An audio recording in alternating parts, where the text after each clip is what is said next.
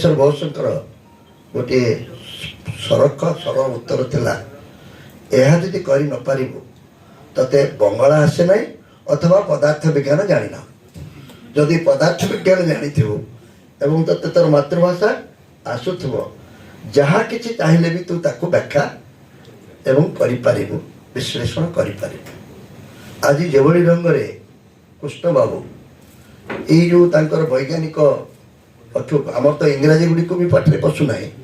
ताकू जेभଳି ढंगरे ओडिया कही पारुथिले से मु अत्यंत गोटे आत्मविश्वास रे सभार जीवी ओडिया भाषा को मारिया भारी कष्ट हम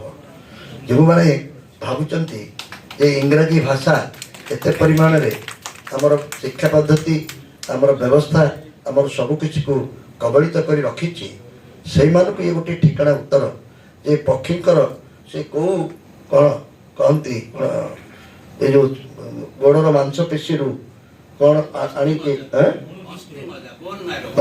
से आणिक गवेषणा करी ये करिसंती